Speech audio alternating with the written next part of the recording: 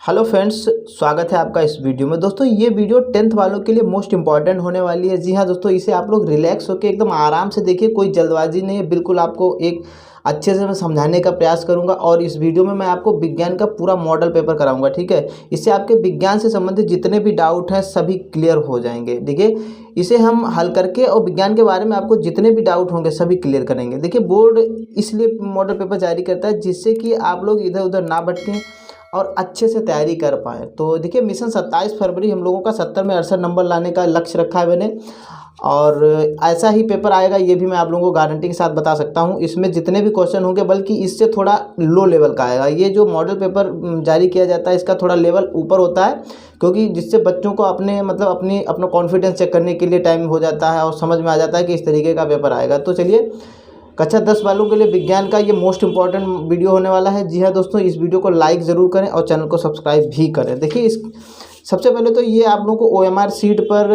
20 number के जो बहुविकल्पी प्रश्न ऑब्जेक्टिव टाइप क्वेश्चन दिए जाएंगे वो करने होंगे। इसके बारे में आप लोगों को पूरी जानकारी हो चुकी है, तो इसमें मैं आप लोगों का समय नहीं लूँगा। यहाँ से हम लोग स्टार्ट करेंगे। देखिए प्रारंभ के 15 मिनट परीक्षार्थियों को प्रश्न पत्र पढ़ने के लिए निर्धारित हैं। तो आप लोग प्रश्न पत्र पढ़ लीजिए इसको और उसके बाद में लिखना आरंभ करेंगे। तो यहाँ से हम लोग उपखंड का, यहाँ से बहुविकल्पी प्रश्न है, यहाँ से हम इसे हल करेंगे। देखिए सबसे पहला क्वेश्चन दिया है, जब प्रकाश नेत्र में प्रवेश करता है तो अधिकांश अपवर्तन कहाँ होता है, ये हम लोगों को बताना है। बहुत ही मोस्ट इंपॉर्टेंट क्वेश्चन है और बढ़िया क्वेश्चन है। देखिए इसका जो सही आंसर होगा वो स्वच्छ मंडल यानी कॉर्निया पर, ठीक है। जब प्रकाश नेत्र में प्रवेश करता है तो अधिकांश अपवर्तन स्वच्छ मंडल यानी कॉर्निया पर होता है। इसके बाद में सेकंड नंबर क्वेश्चन दिया है, निम्नलिखित में से कौन वोल्टता को निरूपित करता है। ये बहुत ही सरल क्वेश्चन है और आप लोगों को इसमें पता भी होगा क्या होता है। तो इसका जो सही आंसर होगा क्या होगा, किया गया कार्य इंटू विद्युत धारा, मतलब किया गया कार्य बटे में विद्युत धारा गुणे समय, या किया गया कार्य गुणे आवेश, या किया गया कार्य गुणे समय बटे में विद्युत धारा, या किया गया कार्य गुणे आवेश गुणे समय। तो इसमें से सही ऑप्शन होगा दूसरे का ए, किया गया कार्य बटे में विद्युत धारा गुणे समय, बिल्कुल एकदम सही आंसर होगा। इसके बाद में तीसरा क्वेश्चन दिया है, निम्नलिखित में से किस स्थिति में कोई अवतल दर्पण वस्तु से बड़ा वास्तविक प्रतिबिंब बना सकता है। तो तीसरे का सही आंसर क्या होगा, जब वस्तु दर्पण की वक्रता केंद्र पर हो, जब वस्तु दर्पण के ध्रुव और फोकस के बीच हो, या जब वस्तु दर्पण के फोकस और वक्रता केंद्र के बीच हो, या जब वस्तु दर्पण की वक्रता त्रिज्या से अधिक दूरी पर हो। तो तीसरे का सी ऑप्शन सही हो जाएगा, बिल्कुल सही। जब वस्तु दर्पण के फोकस और वक्रता केंद्र के बीच में होता है तो क्या होता है, तब ऐसी स्थिति में अवतल दर्पण वस्तु से बड़ा वास्तविक प्रतिबिंब बना सकता है। बहुत ही ध्यान से वीडियो देखिए, बहुत ही अच्छा वीडियो है।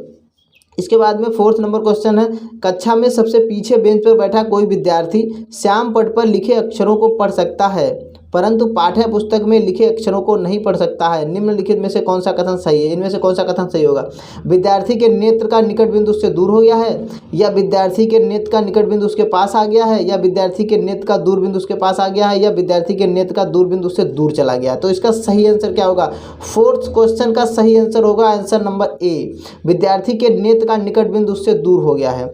इसके बाद में अगला क्वेश्चन है, 5 प्रतिरोधकों जिनमें प्रत्येक का प्रतिरोध 1/5 ओम है का उपयोग करके कितना निम्नतम प्रतिरोध बनाया जा सकता है। तो इसका सही आंसर हो जाएगा आंसर नंबर बी, 1/25 ओम। देखिए इसको मैं आपको समझा के भी बता सकता हूँ बट इतना लंबा वीडियो हो जाएगा, फिर आप लोगों को टाइम ज़्यादा देना पड़ेगा, तो इसीलिए मैं इसको हल नहीं कराऊंगा। इसके बाद में छठा क्वेश्चन है, दिए गए चित्र के अनुसार कागज के तल में स्थित किसी क्षैतिज तार में पूर्व से पश्चिम की ओर कोई नियत धारा प्रवाहित हो रही है। चुंबकीय क्षेत्र की दिशा उत्तर से दक्षिण की ओर उस बिंदु पर होगी जो, इसके ऑप्शंस यहाँ पर दिए गए हैं। देखिए यहाँ पे क्या है, फिगर बना है, चित्र बना है। देखिए ईस्ट वेस्ट नॉर्थ साउथ, पूर्व पश्चिम उत्तर और दक्षिण। तो इसका जो सही आंसर हो जाएगा प्रश्न नंबर 6 का आंसर नंबर बी, तार के ठीक नीचे है आंसर नंबर बी, ठीक है। इस तरीके के क्वेश्चन ही एग्जाम में पूछे जाएंगे। इससे थोड़ा लो लेवल होगा, इसमें थोड़ा टफ लेवल दिया है, मैंने पूरा पेपर रीड किया है, इसमें थोड़ा टफ लेवल दिया है, इतना टफ आप लोगों का क्वेश्चन पेपर नहीं पूछा जाएगा। निम्नलिखित में से किसके द्वारा अनंत पर स्थित किसी वस्तु का प्रतिबिंब अत्यधिक छोटा बनेगा। तो 7 नंबर क्वेश्चन का आंसर क्या होगा, केवल अवतल दर्पण, केवल उत्तल दर्पण, केवल उत्तल लेंस, या अवतल दर्पण, उत्तल दर्पण, अवतल लेंस तथा उत्तल लेंस। तो इसका सही आंसर हो जाएगा आंसर नंबर डी, अवतल दर्पण, उत्तल दर्पण, अवतल लेंस तथा उत्तल लेंस। ये क्वेश्चन आप लोग नोट भी कर लीजिए, इंपॉर्टेंट क्वेश्चन है। इसके बाद में 8वां क्वेश्चन है, एक मिश्रातु यानी मिश्र धातु है, क्या है? 8वें क्वेश्चन का सही आंसर क्या होगा? एक तत्व है, एक यौगिक है, एक समांगी मिश्रण है या एक विषमांगी मिश्रण है? तो इसका सी आंसर सही हो जाएगा, एक समांगी मिश्रण है। जो मिश्र धातु है वो एक समांगी। इसके बाद में 9वां क्वेश्चन देखते हैं। देखिए 90 क्वेश्चन में दिया है निम्नलिखित में से असंतृप्त हाइड्रोकार्बन को पहचानिए। तो असंतृप्त हाइड्रोकार्बन कौन से हैं ये हमें बताना है। देखिए जिनमें भी डबल बॉन्ड लगे होंगे वो सभी क्या होंगे? असंतृप्त हाइड्रोकार्बन होंगे। देखिए यहाँ पर ए बी सी, इसमें देखो बी में डबल बॉन्ड लगा है तो ये भी एक असंतृप्त हाइड्रोकार्बन होगा। इसके बाद में ऑप्शन नंबर डी में भी दिया है डबल बॉन्ड दिया है तो ये भी असंतृप्त हाइड्रोकार्बन होगा। तो जो सही आंसर कौन सा होगा? बी तथा डी, यानी आंसर नंबर बी इसका एकदम सही होगा। बी तथा डी दोनों क्या हैं? असंतृप्त हाइड्रोकार्बन होंगे। ठीक है, इसके बाद में 10वां क्वेश्चन दिया है, ठोस कैल्शियम ऑक्साइड जल के साथ तीव्रता से अभिक्रिया कर कैल्शियम हाइड्रोक्साइड बनाता है तथा साथ में ऊष्मा उत्पन्न होती है। इस प्रक्रिया को चूने का बुझाना कहते हैं। कैल्शियम हाइड्रोक्साइड जल में घुलकर इसका विलयन बनाता है जिसे चूने का पानी कहते हैं। निम्नलिखित में से कौन सा कथन चूने के बुझाने तथा इसके विलयन बनने के लिए सत्य है? तो हमें इसका सही आंसर बताना है। देखिए यह एक ऊष्मा शोषी अभिक्रिया है, यह एक ऊष्माक्षेपी अभिक्रिया है। परिणामी विलयन की pH 7 से अधिक होगी, परिणामी विलयन की pH 7 से कम होगी। तो इसमें जो सही आंसर होगा वो क्या होगा? तो सही आंसर हो जाएगा, यह एक ऊष्माक्षेपी अभिक्रिया है, तो ये भी इसका सही आंसर हो जाएगा। इसके बाद में परिणामी विलयन का pH 7 से अधिक होगा, ये भी ऑप्शन सही हो जाएगा। तो इसमें कौन सा ऑप्शन सही होगा? बी और सी। तो बी ऑप्शन सही हो जाएगा, बी और सी दोनों सही होंगे। ठीक है, इसके बाद में 11 नंबर है, एक परमाणु की परमाणुवीय त्रिज्या का निम्नलिखित में से कौन सा सही प्रदर्शन है? तो देखिए परमाणु की परमाणुवीय त्रिज्या का निम्नलिखित में से कौन सा सही प्रदर्शन है? तो त्रिज्या का देखिए इसमें फर्स्ट सेकेंड थर्ड फोर्थ दी है, तो इसमें भी देखिए त्रिज्या मेन केंद्र से थोड़ी बाहर निकली हुई है, इसमें भी मेन केंद्र से बाहर बिल्कुल निकली हुई, तो सेकंड और थर्ड इसका सही ऑप्शन होगा। देखिए इसमें ऑप्शन दिया होगा सेकंड तथा थर्ड, यानी बी वाला ऑप्शन सही होगा। बाद में 12 नंबर क्वेश्चन दिया है, कॉलम ए में दिए गए रासायनिक पदार्थों का सुमेलन कॉलम बी में दिए गए उनके अनुप्रयोगों से कीजिए। तो देखिए कॉलम ए और कॉलम बी को हमें मिलान करना है। देखिए कौन सा? ब्लीचिंग पाउडर जो है उसका ऑप्शन नंबर सी सही होगा, मतलब विरंजन। ब्लीचिंग पाउडर का क्या नाम है? विरंजन। इसके बाद में सेकेंड ऑप्शन दिया है बेकिंग सोडा, बेकिंग सोडा का क्या होगा? प्रतिअम्ल। इसके बाद में धावन सोडा का क्या होगा? कांच का विरजन। इसके बाद में सोडियम क्लोराइड का क्या होगा? H2 तथा Cl2 का उत्पादन। तो इसका सी ऑप्शन सही होगा। नेक्स्ट क्वेश्चन है, डॉट डॉट डॉट नीले लिटमस पत्र को लाल कर देता है। तो नीले लिटमस को कौन लाल कर देता है? तो इसका ऑप्शन सही होगा अम्ल। अम्ल जो है वो क्या है? नीले लिटमस को लाल कर देता है। इसके बाद में उपखंड गा।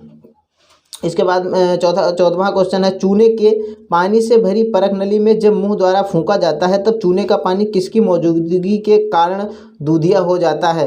इसका सही ऑप्शन हो जाएगा ऑप्शन नंबर बी, यानी कार्बन डाइऑक्साइड के कारण इसका जो मौजूदगी के कारण रंग इसका क्या होता है? चूने का पानी जो है वो दूधिया हो जाता है। 15 नंबर क्वेश्चन दिया है, कुछ डायनासोरों में एक पर मौजूद थे किंतु उड़ नहीं सकते थे। एक पर मतलब पंख मौजूद थे किंतु उड़ नहीं सकते थे, लेकिन पक्षियों में पर होते हैं जो उन्हें उड़ने में मदद करते हैं। विकास के संदर्भ में या इसका क्या अर्थ हुआ? इसका क्या अर्थ है? तो इसका सही आंसर हो जाएगा आंसर नंबर डी, क्योंकि पक्षियों की उत्पत्ति जो है वो सरीसृपों से हुई थी। सरीसृप पहले उड़ नहीं पाते, धीरे धीरे उन्होंने अपने पंखों को फैलाना शुरू किया और फिर उड़ना शुरू कर दिया।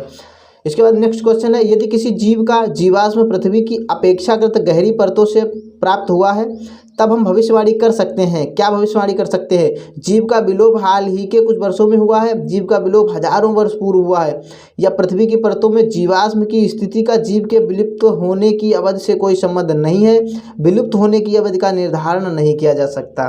तो 16 नंबर का जो सही आंसर हो जाएगा वो आंसर नंबर बी, क्योंकि जीव का विलोप हजारों वर्ष पूर्व हुआ है। इसके बाद में नेक्स्ट प्रश्न देख लेते हैं, चित्र में भाग ए बी सी किस क्रम में होते हैं? तो देखिए ये ए बी सी तो किस भाग में ये है? इसका आपका मूलांकर है, मूलांकुर है, ये क्या है? ये प्रांकुर है, ये क्या है? बीजपत्र है। तो प्रांकुर, मूलांकुर और बीजपत्र, इसका जो सही आंसर होगा वो आंसर नंबर बी होगा। दोस्तों यहाँ पर ये प्रांकुर होगा और ये मूलांकुर होगा और ये बीजपत्र होगा। तो 17 नंबर क्वेश्चन क्या हो जाएगा? एकदम सही हो जाएगा आंसर नंबर सी, प्रांकुर, बीजपत्र और मूलांकुर। ये प्रांकुर है, ये बीजपत्र है और ये मूलांकुर है। इसमें कोई कन्फ्यूजन अगर हो तो आप इसे अपने बुक में चेक कर लीजिए। इसके बाद में 18 नंबर क्वेश्चन है, अमृता देवा बिश्नोई राष्ट्रीय पुरस्कार भारत सरकार द्वारा किस क्षेत्र में प्रदान किया जाता है? तो इसका सही आंसर क्या होगा?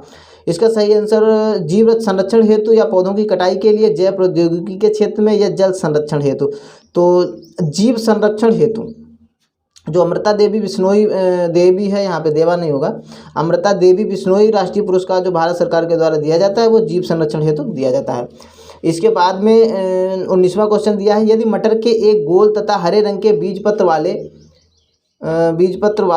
वाले पौधे RR, capital RR, small y झुर्रीदार तथा पीले रंग के बीज वाले पौधे में स्मॉल RR, कैपिटल Y में संकरण कराया जाए तो F1 के बीज कैसे होंगे। तो इसका सही आंसर क्या होगा ये हम लोगों को बताना है। देखिए इसमें ऑप्शन दिए हैं 19 नंबर क्वेश्चन में। देखिए गोल और पीले, गोल और हरे, झुर्रीदार और हरे, झुर्रीदार और पीले। तो इसका सही आंसर हो जाएगा गोल और पीले। इसके बाद में ऑब्जेक्टिव में जो लास्ट क्वेश्चन दिया है, निम्नलिखित चित्र में अंकित मादा जनन तंत्र के किस भाग को प्रदर्शित करता है। जो ए है वो मादा जनन तंत्र के किस भाग को प्रदर्शित करता है। यहाँ पर देखिए ए दिया है, ये इस चीज़ को प्रदर्शित कर रहा है। तो ये क्या है, ये अंडाशय होगा। इसका डी ऑप्शन सही होगा, बिल्कुल एकदम सही। इसके बाद में देखिए यहाँ पे खंड व वर्णनात्मक प्रश्न उपखंड का। देखिए गोलीय दर्पणों द्वारा परावर्तन के लिए उन्हें परिपाटी लिखिए। ये 4 नंबर का क्वेश्चन है, बहुत ही मोस्ट इंपॉर्टेंट क्वेश्चन है। इसे आप लोग अपने बुक से तैयार कीजिए, क्योंकि अगर ये मैं हल कराऊंगा तो वीडियो ज़्यादा लंबा हो जाएगा। वायुमंडल में अपवर्तन किस प्रकार होता है, तारे क्यों टिमटिमाते हैं जबकि ग्रह नहीं टिमटिमाते हैं। दोस्तों जितने भी छोटे क्वेश्चन होंगे उन्हें सब क्वेश्चनों को मैं हल कराऊंगा, क्योंकि ये क्वेश्चन बड़ा है, इसे मैं हल कराने में ज़्यादा समय लगेगा। इसके बाद में अगला क्वेश्चन इसमें दिया है 2 ओम, 3 ओम तथा 6 ओम के 3 प्रतिरोधकों को किस प्रकार संयोजित करेंगे कि संयोजन का कुल प्रतिरोध 4 ओम 1 ओम हो। तो ये भी आप लोग अपनी बुक से तैयार कर लेना। इसके बाद में दक्षिण हस्त अंगुष्ठ नियम में अंगूठे की दिशा क्या निर्दिष्ट करती है। यह नियम किस प्रकार फ्लेमिंग के वाम हस्त नियम से भिन्न है। किसी क्षैतिज शक्ति संचरण लाइन में पूर्व से पश्चिम दिशा की ओर विद्युत धारा प्रवाहित हो रही है। इसके ठीक नीचे की किसी बिंदु पर तथा इसके ठीक ऊपर के किसी बिंदु पर चुंबकीय क्षेत्र की दिशा क्या होगी। ये 6 नंबर का क्वेश्चन है। दोस्तों इसमें थोड़ा टफ पेपर दे रखा है, आप लोगों को इतना टफ नहीं पूछा जाएगा। इसके बाद में ये विद्युत मोटर का सिद्धांत कार्यविधि स्पष्ट कीजिए। बहुत ही मोस्ट इंपॉर्टेंट क्वेश्चन है, मैं आप लोगों को बता रहा हूँ। ये क्वेश्चन 100% एग्जाम में पूछा जाएगा, आप लोग इसे जरूर तैयार कर लीजिए। इसके बाद में निम्नलिखित यौगिकों की संरचनाएं चित्रित कीजिए। तो ये मैं आप लोगों को करके बता देता हूँ कि किस तरीके से आप लोगों को संरचनाएं इसकी बनानी होंगी। तो देखिए सबसे पहले इसमें का दिया है क्लोरोप्रोपेन।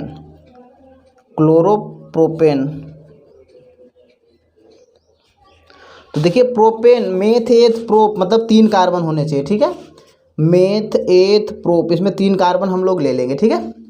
इसके बाद में कार्बन क्या होते हैं, हाइड्रोजन से घिरे रहते हैं, तो हमें क्या करना है, H लगा देना है, इनमें सब में H जोड़ देना है, ठीक है। ये इसका संरचना सूत्र बना रहे हैं। इसके बाद में संरचनाएं भी हमें अभी वो क्या नाम, इसका नाम भी लिखना होगा। तो क्लोरोप्रोपेन इस तरीके से। अब यहाँ पे क्या है, क्लोरो Cl जुड़ा है, तो Cl को कहीं पे भी जोड़ सकते हैं। इसमें ये नहीं बताया गया कि कहाँ पे जुड़ा है, तो हमें Cl को क्या करना है, यहाँ पे जोड़ दीजिए, चाहे यहाँ पे जोड़ दीजिए, मतलब कहीं पे भी आप जोड़ सकते हैं। इसमें कहीं नहीं बताया गया कि कहाँ पे जोड़ना है। तो यही इसका संरचना सूत्र हो गया।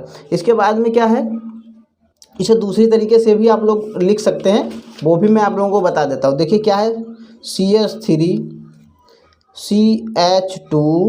CH2 और इसमें Cl जोड़ देंगे, और इसका जो सूत्र हो जाएगा वो हो जाएगा C3H7 और Cl। ये इसका फार्मूला हो जाएगा, ठीक है। इतना आप लोग क्लियर है, इतना आप लोग नोट कर लीजिए अपनी कॉपी पर, ठीक है। इसके बाद में दिया है 2 मेथिल प्रोपेनल, खा वाला जो दिया है ऑप्शन देख लीजिए आप लोग। यहाँ पे दिया है 2 मेथिल प्रोपेनल, तो इसको हम किस तरीके से बनाएंगे, 2 मेथिल प्रोपेनल। वीडियो पसंद आ रहा है तो इसे लाइक ज़रूर कर दें, बहुत मेहनत से वीडियो बनाने में मेहनत लगती है दोस्तों। तो 2 मेथिल प्रोपेनल इसे हम कैसे लिखेंगे, तो इसका जो पहले सूत्र लिख लीजिए C4H8O, ये इसका फार्मूला होगा, ठीक है। तो मेथिल प्रोपेनल, तो मेथ एथ प्रोप मतलब 3 कार्बन होने चाहिए इसमें, 1 2 और 3 कार्बन हो गए। और इसको हम क्या करेंगे, H जोड़ देंगे इसमें, और यहाँ पर हम CH3 जोड़ देंगे, ठीक है। मेथिल हम यहाँ पे जोड़ेंगे, और इसके बाद इसमें H जोड़ देंगे, इसमें भी H जोड़ देंगे। ये आप लोगों को शायद आता होगा, ये आप लोग बना सकते हैं। डबल बॉन्ड में O यहाँ पर जोड़ देंगे और फिर H जोड़ देंगे, ठीक है। यहाँ तक किसी को कोई दिक्कत नहीं होनी चाहिए। इसके बाद में ये देखिए आप लोगों को ये कितने कितने नंबर में पूछे गए, ये 4 नंबर का क्वेश्चन है पूरा, ठीक है। इसके बाद में गा ऑप्शन में दिया है, देख लीजिए आप लोग, दिया है 2,2 डाईमेथिल ब्यूटेनॉल। तो 2,2 डाईमेथिल ब्यूटेनॉल, इसको भी हम लोग कॉपी पर देख लेते हैं। 2,2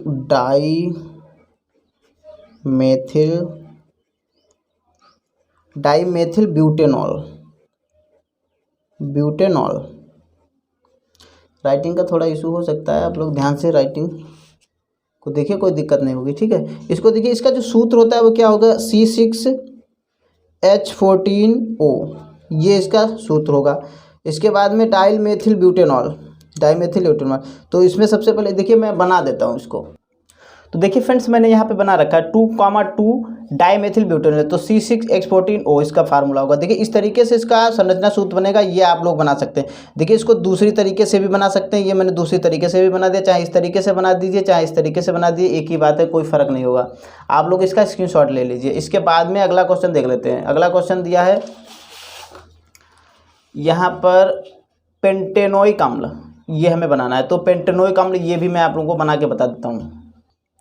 तो देखिए पेंटेनोइक अम्ल मतलब 5 कार्बन होने चाहिए, तो 1 2 3 4 5 कार्बन हमने ले लिए और सबको हमने एस से एस जोड़ दिया और डबल बॉन्ड में O, फिर O और फिर H। तो इसका जो सूत्र होगा C5H10O2 होगा।